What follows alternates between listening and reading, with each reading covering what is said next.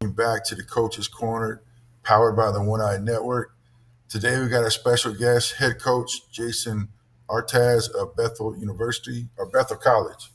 A fun fact for me, Bethel was founded in 1887. I don't know why that's important to me, but I found it humorous.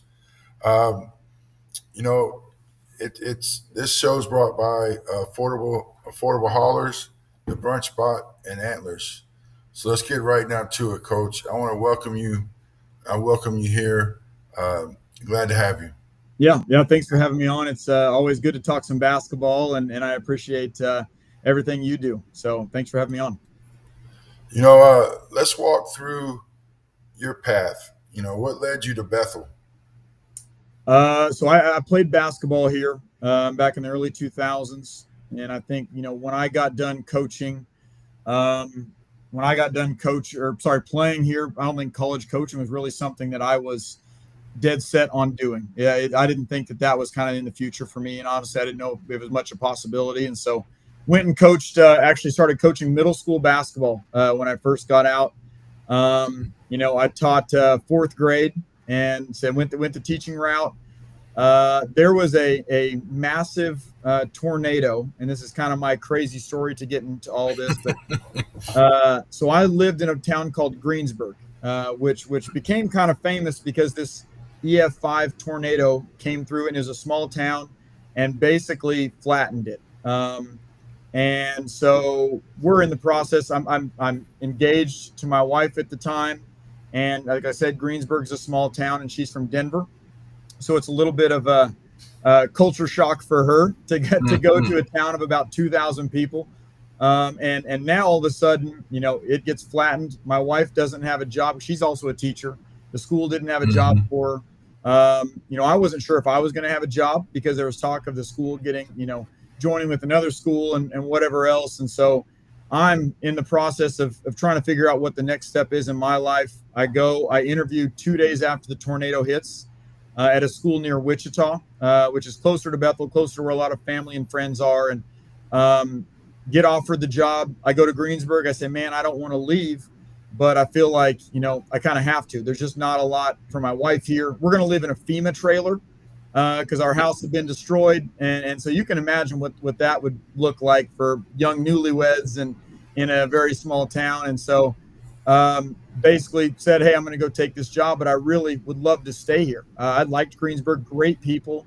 And small town Kansas people are awesome. And I grew up in a small town, so it's fine with me. But they didn't have a job for my wife. And so I said, you know what, I'm going to take this job. So I wait 2 days. I tell them I'm going to take it. I go sign the contract.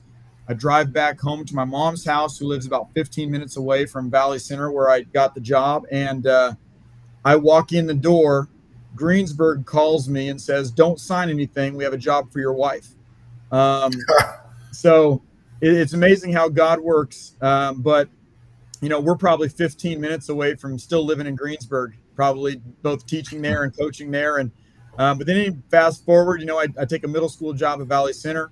My very first year, lack of success would be an understatement, I think, in my first year. When I was hired, the head coach, who's a really good high school coach here, said, if you win a game here, they should put a statue of you in front of the school with this group of kids. Because I think they hadn't won anything, since they started playing sports. And so sure enough, we went 0-15 year one. And I started to think, man, maybe this coaching thing is not my deal. Then the next year we get a new group of guys and we go win the league, have some pretty good success in the middle school. Then I go to the high school. I'm an assistant at the high school level. My buddy gets the job at Bethel, which I'm pumped about. Bethel was coming off an 0-30 season and hadn't had a season above 500 since we were playing there. And so he takes over. He asks me to come be his assistant. This is one of those things where I'm like, okay, I can. It's a hard decision, but I'm like, yeah, I'll get into the college game, see how it goes. And so we take over. I think we win 8 or 9 games that first year. And with 8 or 9 wins after coming off of 0-30, you would have thought we were national champions the way people were treating us around here. So, but then, he had the opportunity to move up to the athletic director position, said, I want you to be the head coach here at Bethel. I was kind of not even thinking about that as an option, to be honest with you. And so when he offered it to me, I'm like, holy cow. I asked my wife. She says, man, that's going to be busy. I don't know how we're going to do this. We just had a kid. And I Mm-hmm. said, well, I'm doing it. This might be the only chance I got. So I took it. Now she's along for the ride, and the rest is history. So that's kind of the long, God led way of getting me here to Bethel, which is awesome. You know, your baptism by fire is always middle school basketball. Yeah, Uh, very, very, very humbling. Very humbling that first year, especially you come out as a college basketball player, you're thinking I'm going to coach these kids up. We'll win at least 7 games. I mean, how hard can that be? Well, the answer is pretty dang hard, depending on who you got. So, but yeah, it was definitely a learning experience for me. hey, so how would you describe your coaching style in a few words? I think connected is a big thing. I'm a big in connecting with my players, with my staff, with the campus alumni. Like I think we want to have connection in everything that we do. I want to have good relationships with all of my players. Um, you know, Competitive is probably another word that most players would use to describe me. We are competitive day in and day out. Practice is a lot more fun when you're competing, and we want to be people that aren't afraid of competing and taking on the greatest challenge we can find. And then I think joy is a big thing. We're high energy, up tempo type people. We want to be something where you come to practice every single day and you enjoy it. I think if you enjoy it, and I always use the example like when I was a kid, if my mom asked me to do the dishes, I was going to do the bare minimum. But if she asked me to go outside and shoot some baskets, well, man, I was going to be coming in pouring with sweat because I loved it.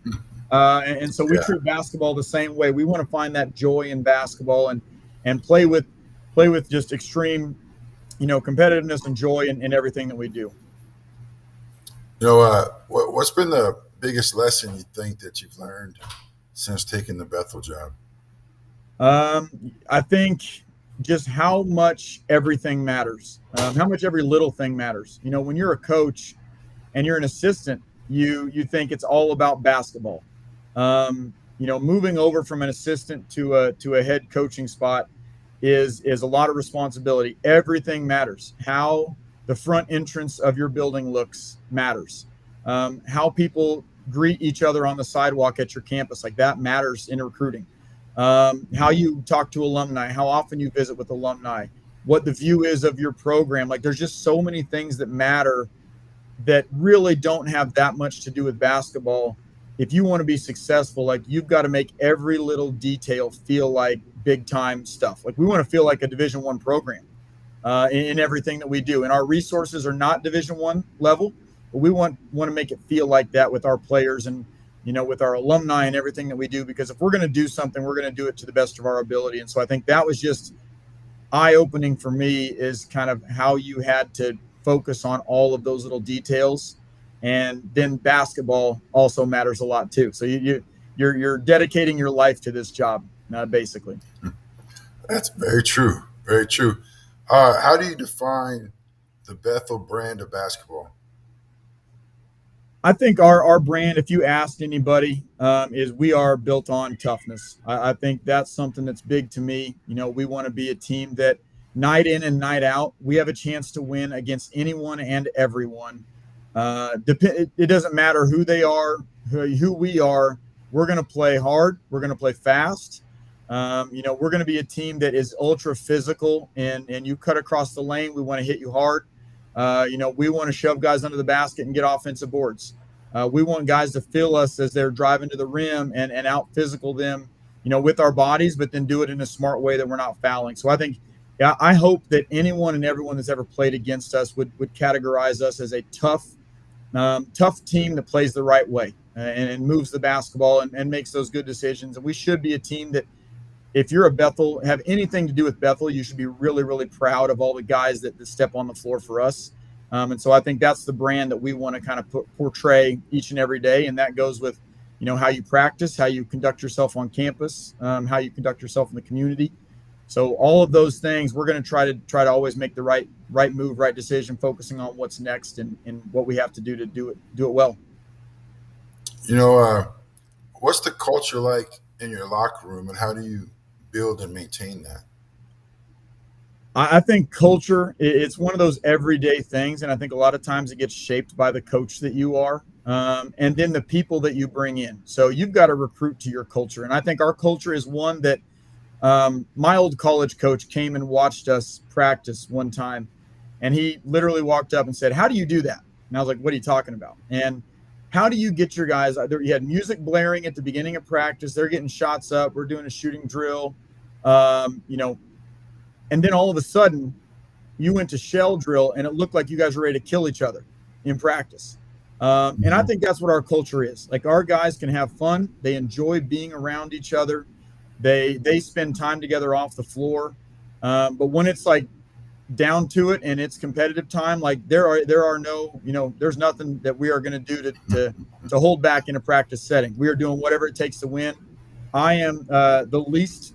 My players give me a hard time. I'm the least sympathetic guy in the world to like a bloody nose and bloody lip and whatever else it is. Like that's part of the cost of our culture. And so we want to be that program that just does everything the right way, and our guys have bought into that, luckily, and we recruit to that as well. We warn them in the recruiting process. This is not all sunshine and roses over here. You're not going to come in and just focus on how can I drop 30 tonight. That's not Mhm. what we're looking for. And that's, we tell them in the recruiting process, this is who we are, and you better be like us or you will not fit in. And so we're lucky that we've had good success in bringing in the right people, and these guys work their butts off. And shared suffering is a big positive in my mind.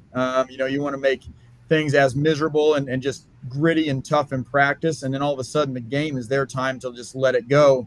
And people aren't working as hard as we are, and they're not as physical as we are in practice. And then all of a sudden on game night you get to enjoy all the fruits of your labor, I would say. With all that toughness going on, when recruits step on campus, what's the first thing you want them to feel? I think with the toughness, like we want them to feel a great sense of community going with that. Because if you only feel like you're coming on to play for yourself, you're not going to be very tough.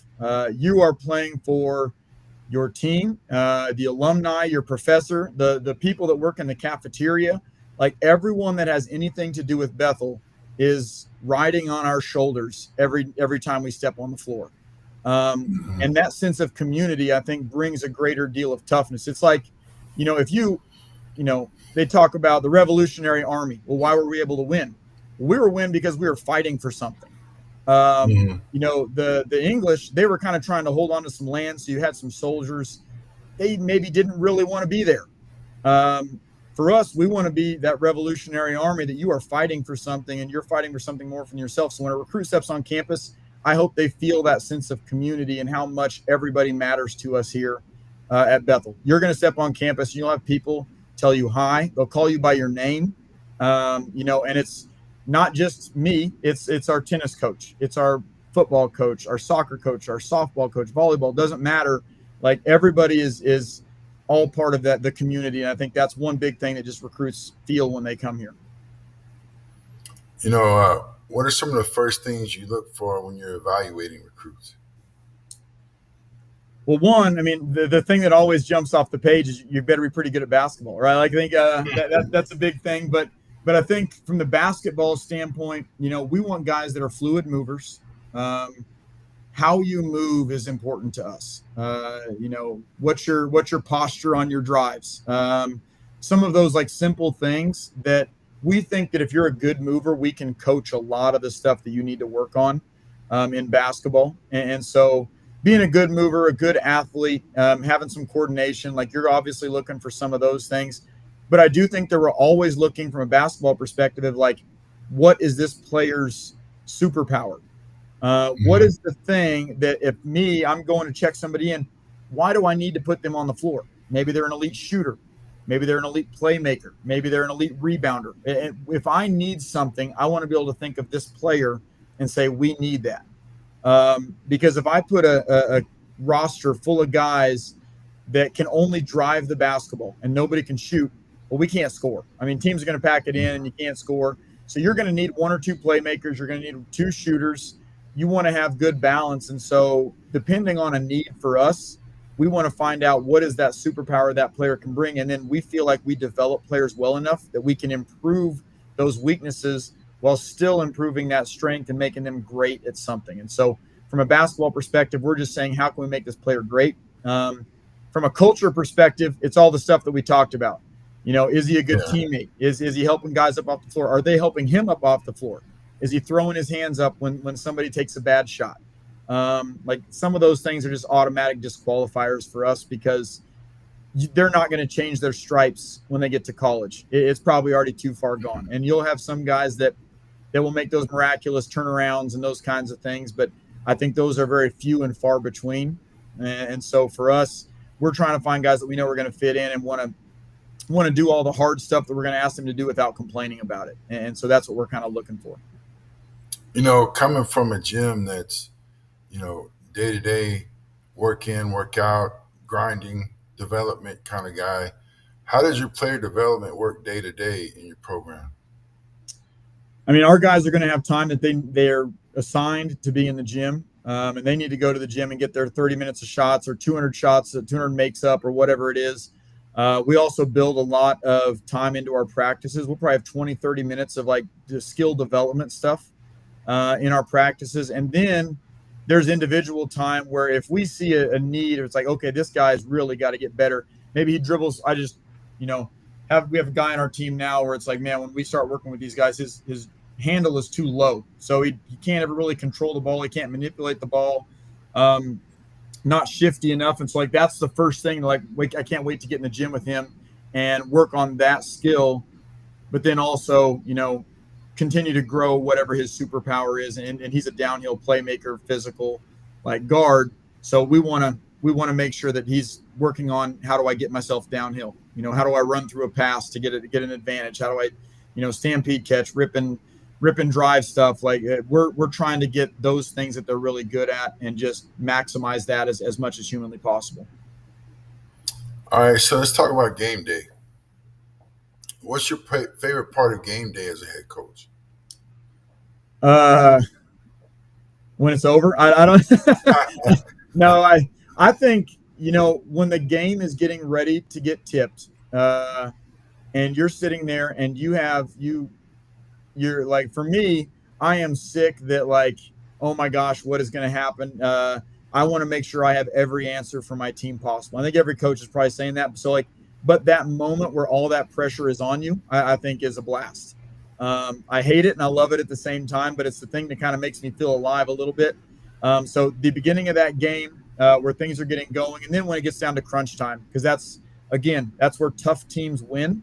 And so you have to love that crunch time, love the competition aspect of it. And so those are big for us, and things that I personally love about game day is just being in that environment, especially when our gym is packed and going crazy and all that stuff. I mean, that's awesome.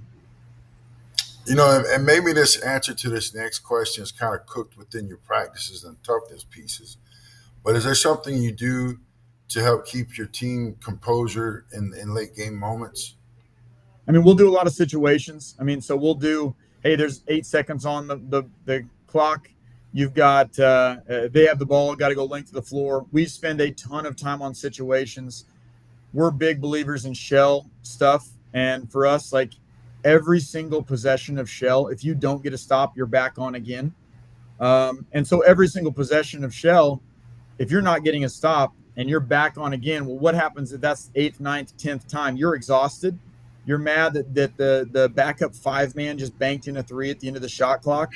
Those things happen in practice. And I think that tough part of like, how are you going to respond to that helps get us ready for end of game situations, because we're always working.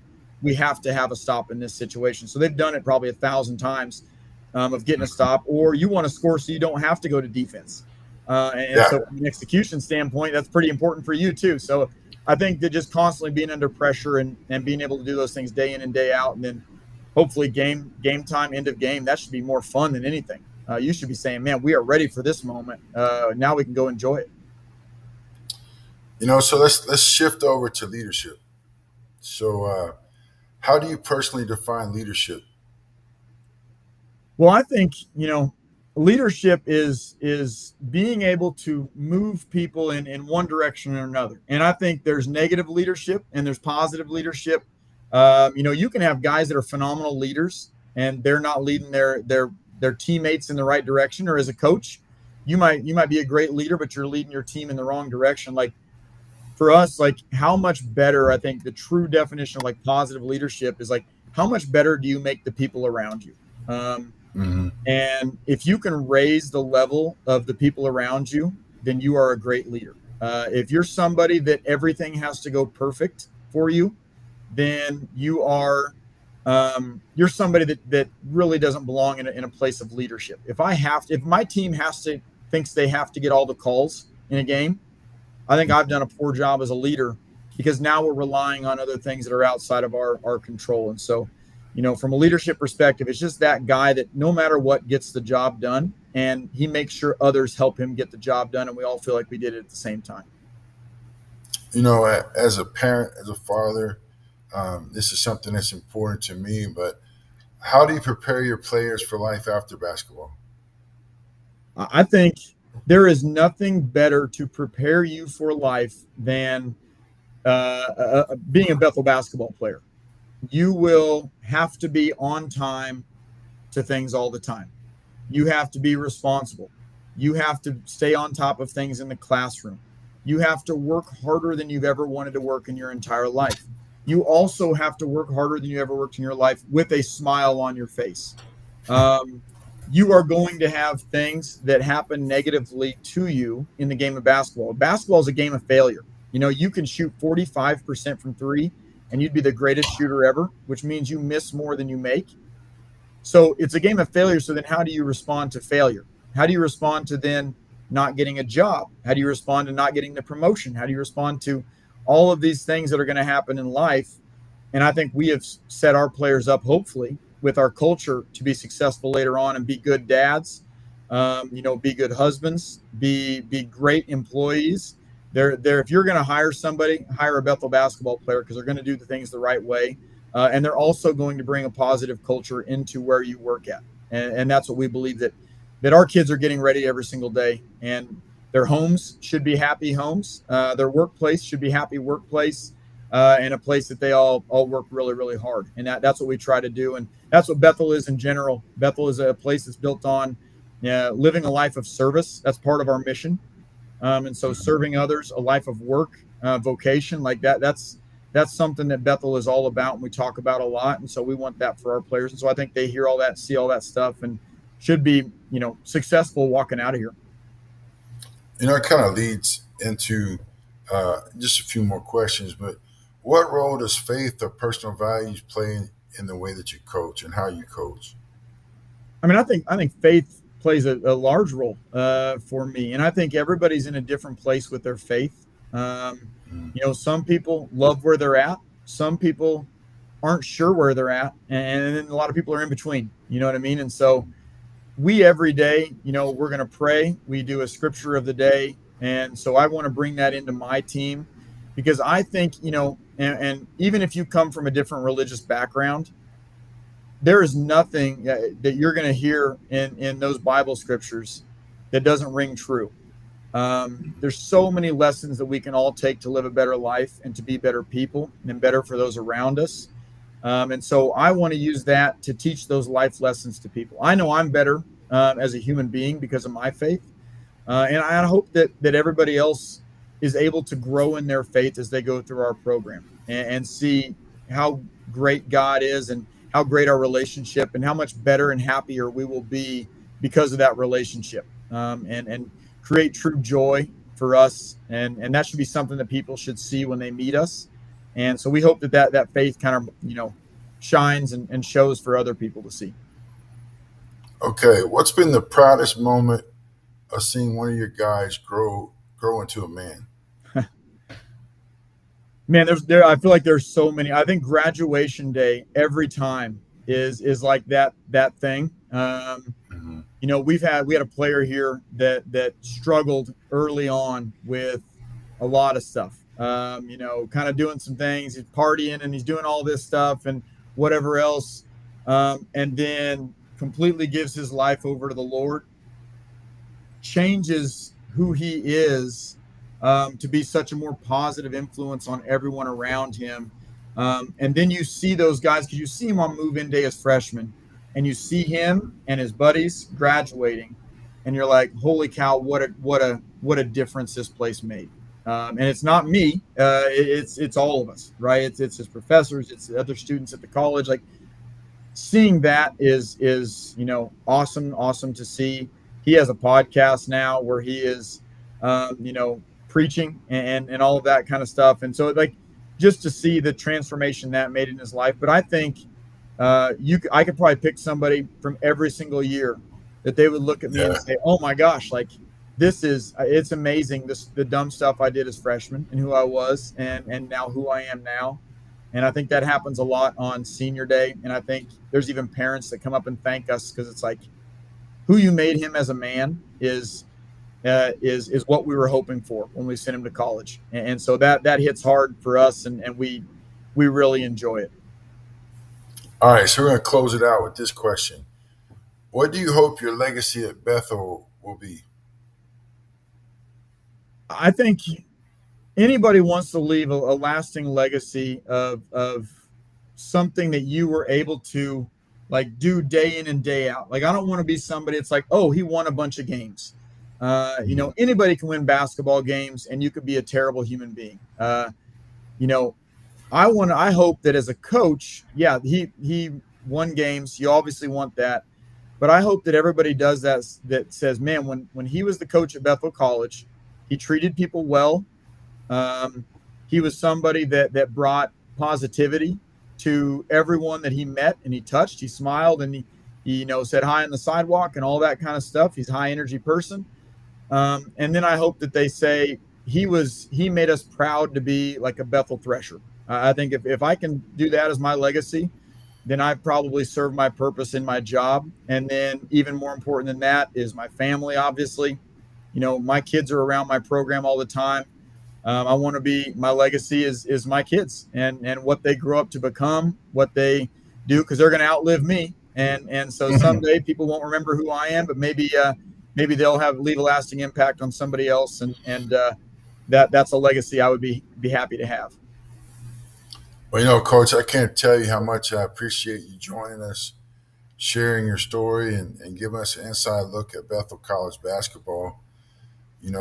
We're excited to keep following your journey, your team's journey, and a big thanks to our sponsors, Affordable Haulers, the Brunch Spot, and the Antlers, and of course, powered by the One Eye Network. Next time, this is the Coach's Corner, and it ain't for everybody.